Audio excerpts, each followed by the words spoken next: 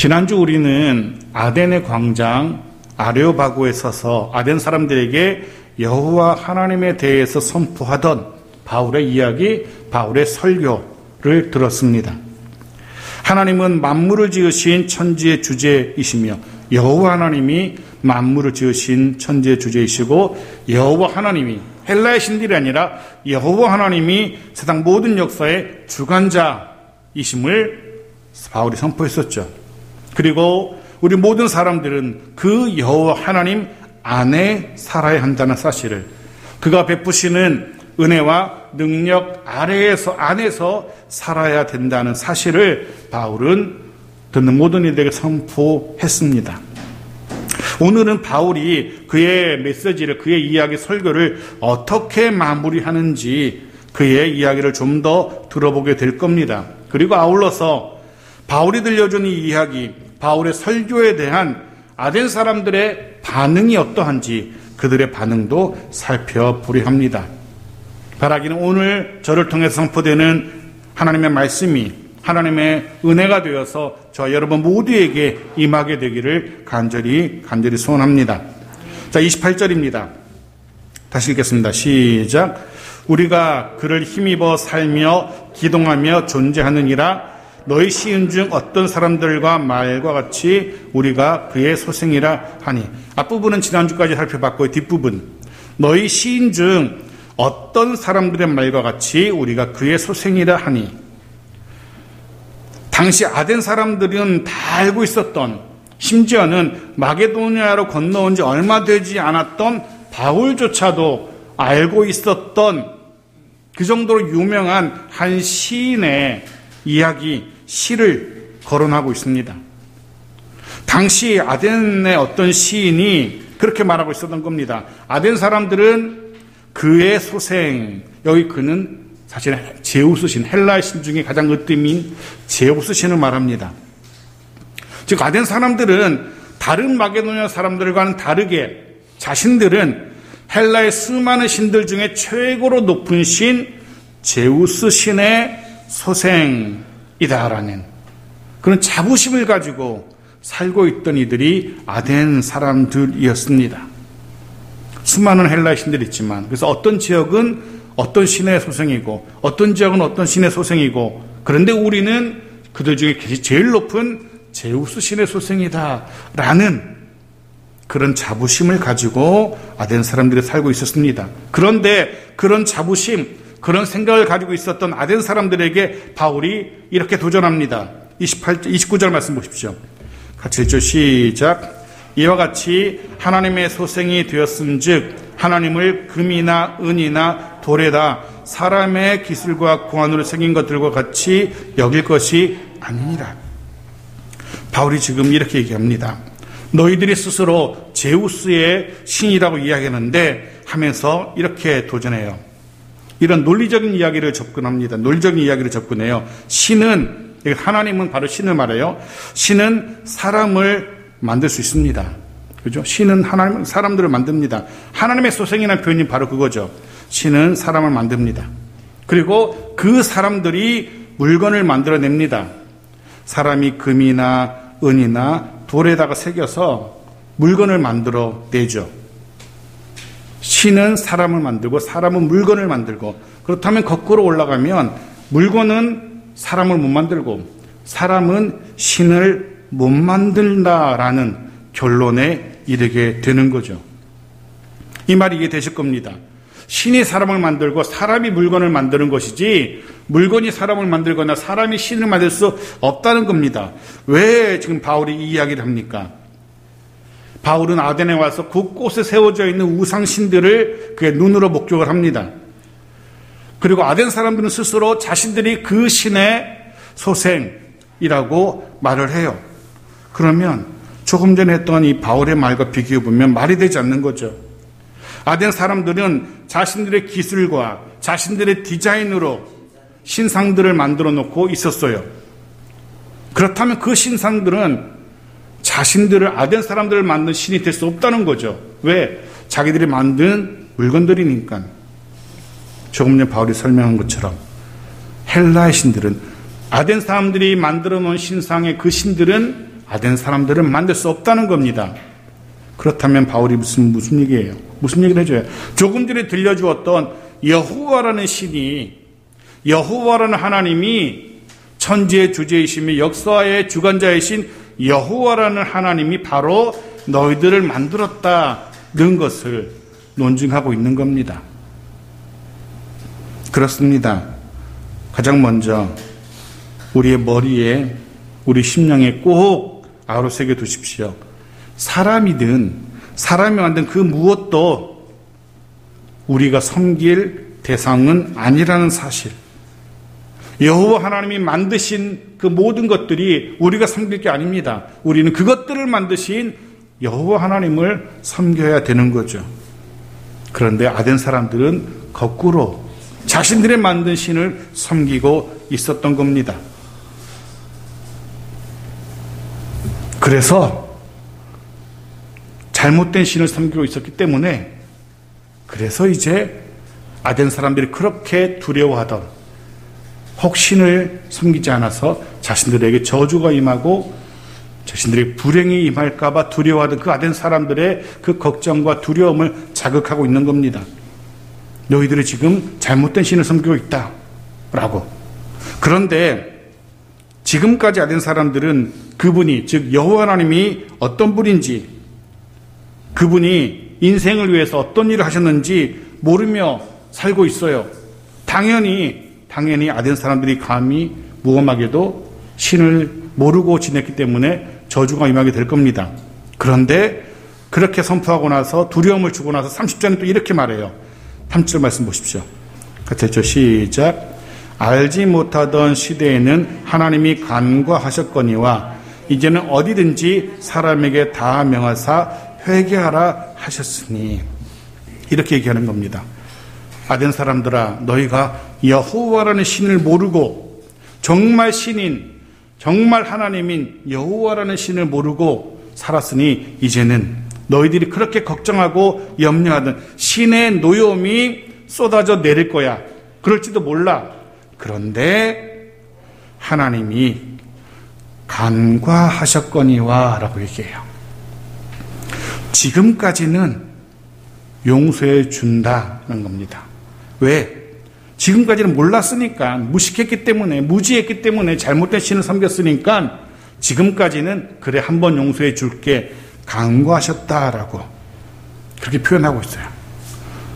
그런데 이제는 지금부터는 내가 너희에게 참 신이 누구인지, 참 하나님이 누구인지 들려줬는데도 불구하고 그 하나님을 섬기지 않는다면 이제는 용서하지 않겠다라는 그런 내용인 겁니다.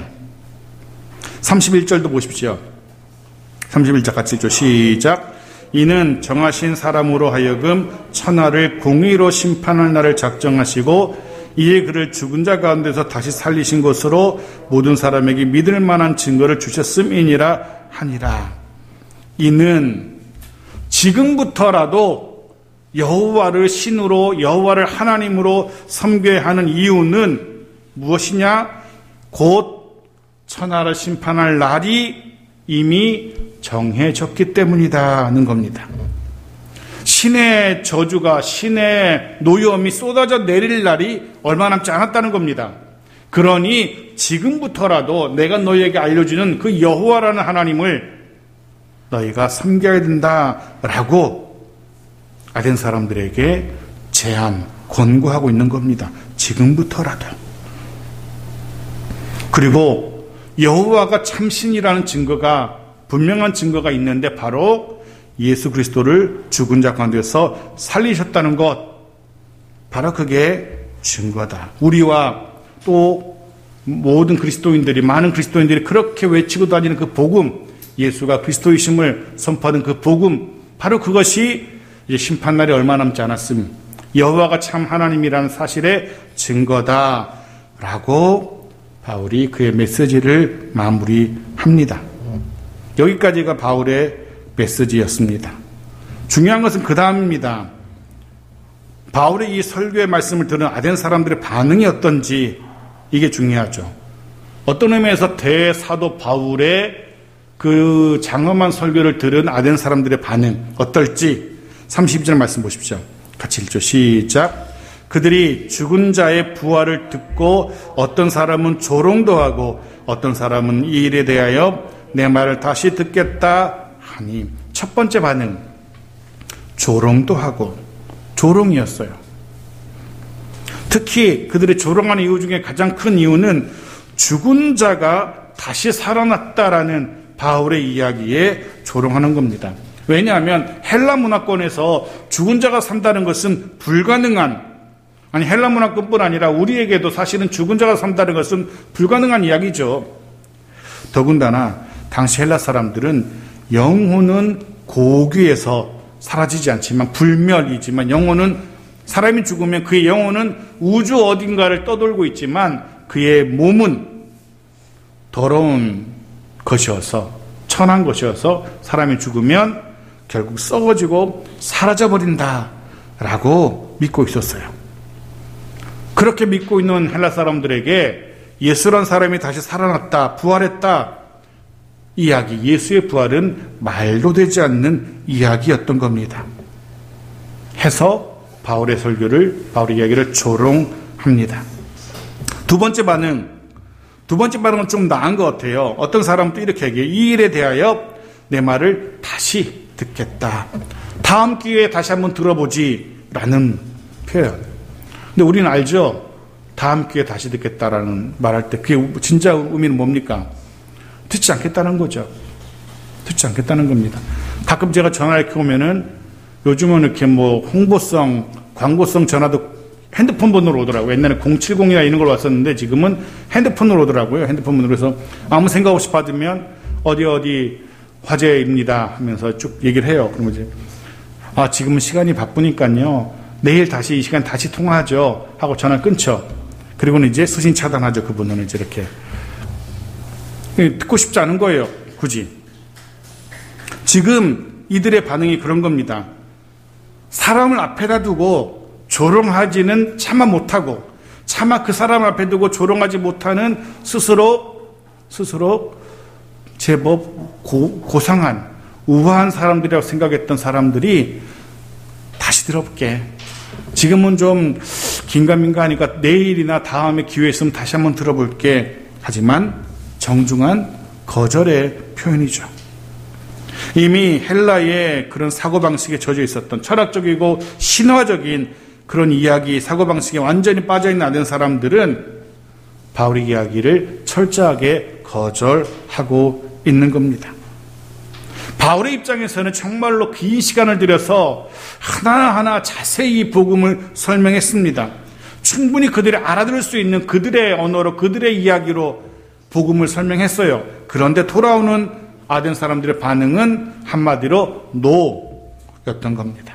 바울이 얼마나 답답했을지, 그렇게 알아들을 수 있을 정도로 차근차근 설명해 주었는데도 에이, 무슨 얘기야, 말도 되지 않는 소리를 하고 있어 하는 그들의 반응을 보면서 얼마나 답답했을지.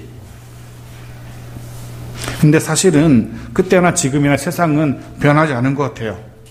아무리 자세히 충분히 알아들을 수 있을 만한 말로 들려주어도, 심지어는 분명한 증거, 여호와 하나님의 살아계심과 그의 역사하심과 돌보심을 보여주어도, 우리의 삶으로 보여주어도 믿지 않습니다.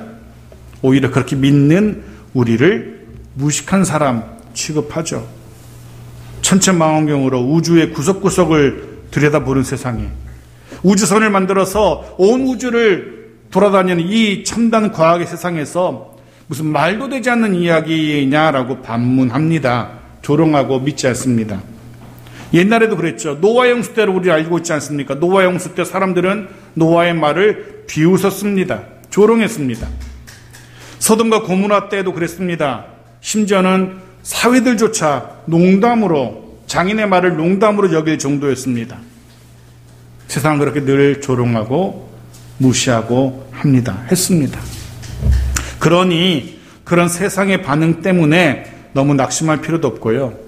조롱하고 무시하는 세상으로 인해서 좌절할 필요도 없는 것 같습니다. 세상은 꾸준히 그렇게 반응해 왔기 때문에. 그럼에도 불구하고 우리는 여전히 여호와 하나님의 하나님 되심, 여호와의 하나님 되심.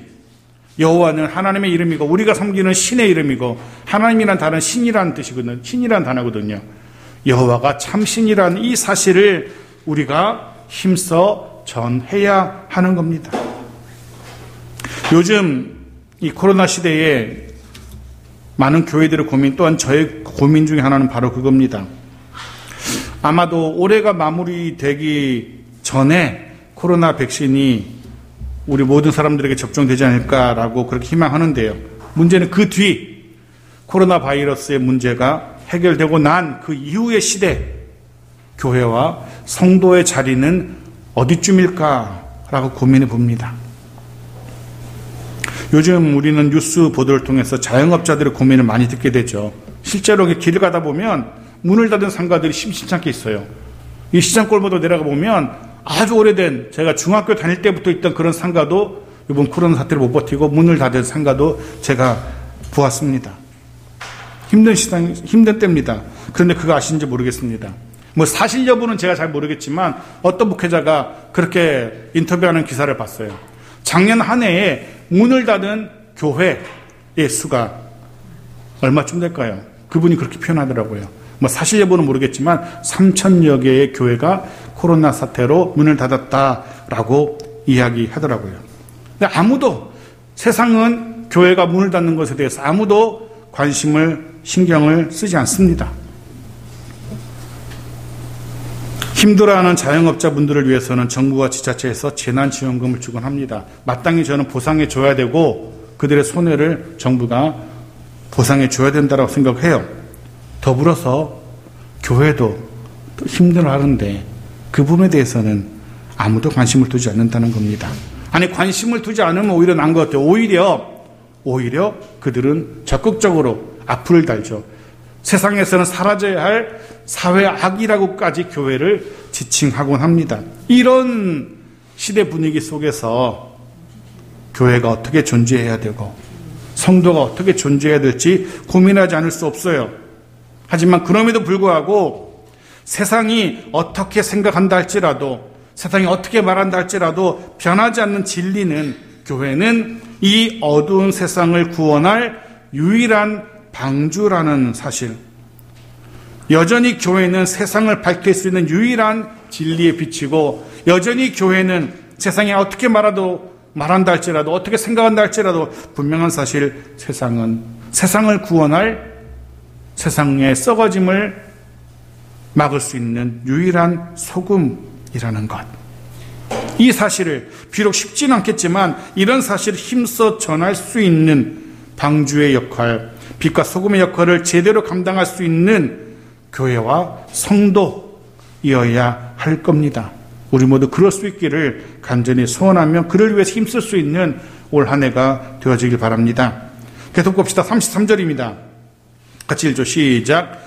이에 바울이 그들 가운데서 떠나매, 바울이 더 이상 그들과 입술음하지 않아요. 말싸움하지 않아요. 그가 전할 것을 전하고 미련두지 않고 떠납니다. 그들 가운데서 떠나매. 왜 그가 그렇게 미련두지 않고 떠납니까? 자신이 할 일을 다 했기 때문입니다. 바울의 사명은 거기까지였어요. 아덴 사람들에게 복음의 씨앗을 뿌리는 것, 거기까지가 바울이 할 일이었습니다. 이후에 그 복음의 씨앗이 잘 뿌리를 내리고 잘 자라는 일, 그건 바울의 일이 아니었어요. 그건 성령 하나님이 하실 일이었습니다. 해서 바울은 조롱하고 반대하는 그들에게 더 이상 다가가지 않습니다. 고린도후서 3장 6절과 7절 말씀 보십시오. 같이 읽죠. 시작. 나는 심었고 아볼로는 물을 주었으되 오직 하나님께서 자라나게 없어요?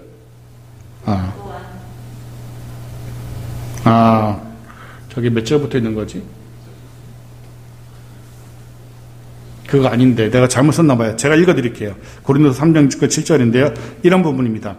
나는 심었고 아볼로는 물을 주었으되 오직 하나님께서 자라나게 하셨나니 그런즉 심는 이나 물 주는 이는 아무것도 아니로되 오직 자라게 하시는 이는 하나님뿐이니라. 이 부분, 오직 자라게 하시는 이는 하나님뿐이니라.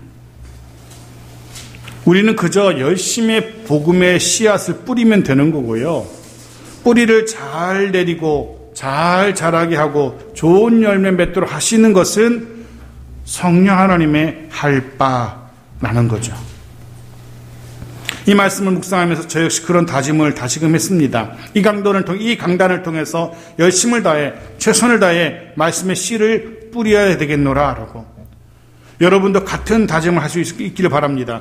여러분의 최선을 다해서 여러분의 가족들에게, 여러분의 친구들에게, 친지들에게, 이웃들에게 복음의 씨를 뿌려야겠다라는 그런 다짐 할 수 있길 바랍니다. 이후에 분명 성령 하나님께서 잘 자라게 하시고 열매 맺게 하실 겁니다.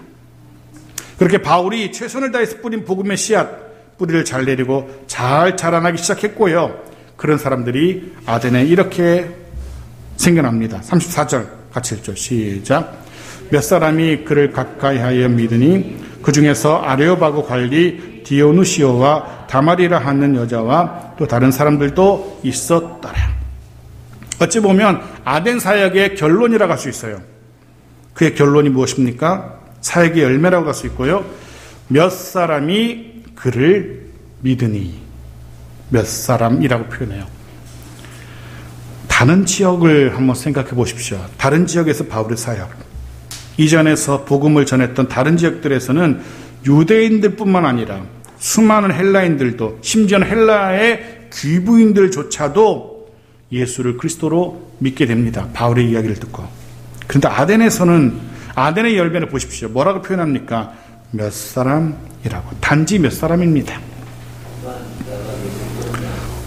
객관적으로 볼 때 너무나 초라해 보이는 그런 열매인 겁니다. 이전과 비교할 때. 이전에 이방 땅에서, 마게도냐 땅에서 복음 전할 때 수십 명, 수백 명들이 주를 믿었다면 여기는 그냥 손에 꼽을 만큼의, 한 손에 꼽을 만큼의 몇 사람. 물론 그만큼 이 아덴이라는 지역이 우상 숭배가 만연한 곳이었어요. 그만큼 아덴이라는 지역이 영적으로 아주 어두운 땅이었고 아주 척박한 땅이었다는 사실도 우리가 짐작할 수 있습니다. 그러기에 그럼에도 불구하고, 그런 땅임에도 불구하고, 복음을 듣고 조롱하고 무시하는 그런 곳임에도 불구하고, 그런 아덴에도 비록 적지만 믿는 자가 생겨났다는 사실, 이게 중요하죠. 물론 인간적인 눈으로 볼 때 참 초라해 보일 수 있는 열매지만, 거꾸로 생각하면 도저히 열매 맺을 수 없을 것 같은 척박한 땅이었는데도 불구하고 복음의 열매가 맺어졌다는 거죠. 사실 그 전에 유대인들이 막 극렬하게 반대했었잖아요. 가는 곳마다 유대인들을 따라다니며 바울과 그의 일행들의 사역을 방해했었잖아요. 사실은 그렇게 극렬하게 반대하는 것이 복음을 전하는 데는 오히려 더 편하네요. 전도 현장에 나가보시면 금방 이해될 텐데요. 막 적극적으로 반항하고 반대하고 더 다가와서 막 오히려 욕을 하고 그렇게 막 교회에 대해서 싫은 말하고 하는 사람들은 오히려 붙들고 이야기하기도 편하고요. 대화하는 가운데 그들의 마음이 누그러지기도 하고요. 때론 복음을 전할 기회가 생겨요. 그런데 제일 힘든 사람들이 누군지 아십니까? 이곳 아덴 사람들처럼 그저 한눈으로 쓱 보고 지나가는 사람들, 눈으로 조롱하면서 입으로 한마디 하면서 그렇게 정중하게 사용하면서 떠나가는 사람들, 전도지도 받지도 않고 괜찮아요 하고 싸늘하게 떠나가는 사람들, 이들은 정말로 힘들거든요. 아덴에서의 선교는 정말로 힘든 경우였던 것 같아요. 그런데 보십시오. 우상이 만연한 아덴 사람들이었고, 아덴 지역이었고, 우상의 숭배의 근거지를 할 수 있는 아덴이었어요. 영적으로 가장 암울하고 척박한 곳이라 할 수 있는 곳임에도 불구하고 비록 적지만 복음을 받아들이고 예수가 그리스도이심을 고백하는 이들이 몇 사람이라도 있었다는 사실, 이게 중요하죠. 왜냐하면 누가복음 15장 7절 말씀 읽어보겠습니다. 같이 읽죠. 시작. 내가 너희에게 이르노니 이와 같이 죄인 한 사람이 회개하면 하늘에서는 회개할 것 없는 의인 99으로 말미암아 기뻐하는 것보다 더하리라. 보십시오. 주님의 관심사는 의로운 사람 99이 아니라 죄인 한 사람. 이 죄인 한 사람이 주님의 더 큰 관심사였고 그의 회개함이 더 큰 기쁨의 이유였습니다. 그만큼 한 사람의 회개함을 소중하고 귀하게 여기신 주님이셨어요. 아덴에서의 바울의 사역을 통하여, 바울을 통하여 회개한 그 몇 사람, 주님은 그들을 천하보다 귀하게 여기시고 그들로 인하여서 기뻐하고 또 기뻐하셨을 겁니다. 뿐만 아니라 후에 보면은요, 지금의 몇 사람을 보면 마치 바울의 사역은 실패한 것처럼 보이지만 아니었어요. 아주 성공적인 사역이었음을 알 수 있어요. 왜냐하면 그 몇 사람이 후에는 온 유럽을 복음화하잖아요. 그러기에 바울의 사역은 대성공이라고 할 수 있습니다. 사랑하는 성도 여러분, 그런 생각을 해봅니다. 작은 열매, 작은 증거, 그 귀하게 여기십시오. 바울이 아덴에서 맺은 그 복음의 작은 열매들을 묵상하면서 떠오른 성경 말씀이 있었습니다. 열왕기상 18장 43절 44절인데요. 이 말씀을 조금 더 묵상하고 말씀을 마무리하려고 합니다. 같이 읽어보겠습니다. 시작. 그의 사환에게 이르되 올라가 바다 쪽을 바라보라. 그가 올라가 바라보고 말하되 아무것도 없나이다. 이르되 7번까지 다시 가라. 7번째 일어서는 그가 말하되 바다에서 사람의 손만한 작은 구름이 일어나나이다. 이르되 올라가 아합에게 말하기를 비에 막히지 아니하도록 마차를 갖추고 내려가소서 하라 하니라.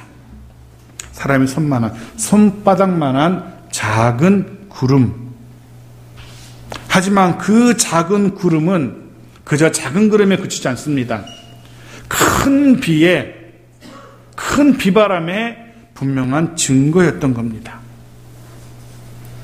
엘리야는 이 작은 구름을 기다리고 또 기다립니다. 7번까지나. 1번, 2번, 3번 포기하지 않습니다. 4번, 5번, 6번 포기하지 않습니다. 우리의 삶 속에 이 작은, 이 손바닥만한 작은 구름의 증거가 일어나길 축복합니다. 큰 비의 분명한 증거인 손바닥만한 작은 구름, 그 작은 구름의 일어남을 소중히 여기며 그 작은 구름을 일어남을 기대하는 우리 모두이길 바랍니다. 그리고 이어지는 큰 비와도 같은 크고 놀라운 주의 은혜를 누리게 되는 우리 모두이기를 축복합니다. 사랑하는 성도 여러분, 이 말씀을 드리고 싶습니다. 어떤 상황에서도 절대로 낙심하거나 좌절하지 말아야 할 겁니다. 그 상황 속에서도 여전히 성령 하나님께서 우리와 함께 하시며 여전히 우리를 위하여, 하나님의 자녀들인 우리들을 위하여 일하고 계시기 때문입니다. 우리로 하여금 일마다 때마다 최선을 다하도록 성령께서 감동하시는 이유가 무엇입니까? 포기하지 않도록 하시는 이유가 무엇일까? 때가 되면 분명 결실하게 하실 것이기 때문에 7번까지라도 기다리고 또 기다려야 됩니다. 그럼 분명 작은 구름을 하나님께서 일으키실 겁니다. 그리고 분명 큰 비를 경험하게 하실 겁니다. 비록 얼마 지나지, 몇 주 지나지 않았지만 잠시 여러분의 마음으로 지난 한 해 2020년을 한번 돌아보십시오. 특별히 신앙의 영역 부분을 한번 점검해 보십시오.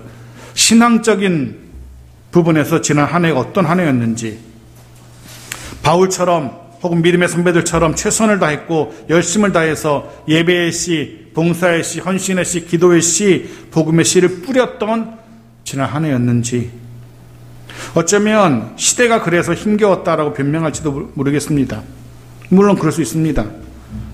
실제로 코로나 바이러스 때문에 주님께 내어놓을 만한 열매가 작고 초라한 것도 사실입니다. 하지만 중요한 것은 지나간 시간의 그 아쉬움과 안타까움이 아닐 겁니다. 그리고 또한 기억해야 될 것은 주님은 우리의 열매에만, 우리의 결과물에만 주목하시는 분이 아니라는 거죠. 열매가 풍성해야 되고 결과물이 번듯해야 되고 그런 것을 기대하시는 주님이 아니라는 겁니다. 그래서 우리가 올 한 해 다시 한번 기회를 부여받은 거잖아요. 올해도 마찬가지로 주님 같은 눈으로, 같은 판단의 기준으로 우리를 지켜보실 겁니다. 그 기준이 무엇인 줄 아십니까? 마태복음 25장 23절 보십시오. 이 말씀 마지막을 읽고 말씀 마치겠습니다. 같이 읽죠. 시작. 그 주인이 이르되 잘하였도다. 착하고 충성된 종아, 내가 적은 일에 충성하였음에 내가 많은 것을 내게 맡기리니 내 주인의 즐거움에 참여할지어다 하고, 적은 일에 충성하였음에, 주님은 작지만 그 일에 헌신하는 자, 최선을 다하는 자, 그런 사람을 주님은 기대하고 계십니다. 이제 2021년 올 한 해 하나님을 신뢰하며 나의 자신의 최선을 다할 수 있기를 바랍니다.